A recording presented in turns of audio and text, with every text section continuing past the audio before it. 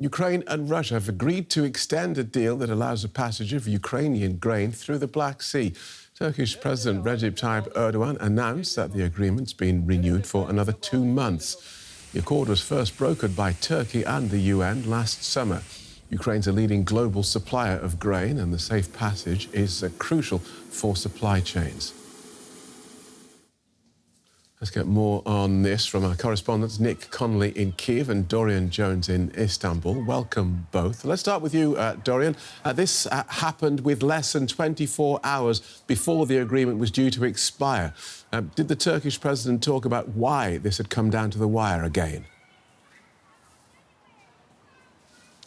No, President Erdogan didn't say too much. He made the announcement during an address to the nation. He said that this deal had been extended for another 60 days. He thanked Ukrainian, Russian officials and the United Nations Secretary General and stressed that this was important for the world's food needs. Now, it was expected that this deal would go down to the wire. It was very dramatic. The last ship under the previous agreement had set sail from Ukraine. There were no more ships setting sail until this extension had been reached, and there was very much a last-minute negotiations. But there was always this expectation Moscow would take it to the wire, but few people expected them to end the deal, as this is one of the few pieces of lever of international leverage that Russia has on the world. And Russia does have some demands. It says its part of the deal is not being fully honoured, the export of food and fertiliser, and that's in part because of international sanctions on the payment system for Russia. Russia's excluded from the SWIFT payment system, so it's not receiving payments, Moscow claims. That is refuted by the United States. Its ambassador to the UN said Russia's exporting more grain and fertiliser than before the conflict. So this war of words between the sides is going to continue, as is the expectation that 2 months from now we will again have last-minute negotiations to extend the deal once more. Right. Nick Connolly in Kiev. Grain exports are a vital economic lifeline for Ukraine. How have those shipments been impacted by the war? Well, I'd firstly say, yes, this is crucial to Ukraine's economy, but I think it's almost as crucial to consumers around the world who really saw prices skyrocket last year as those Ukrainian exports ground to a halt.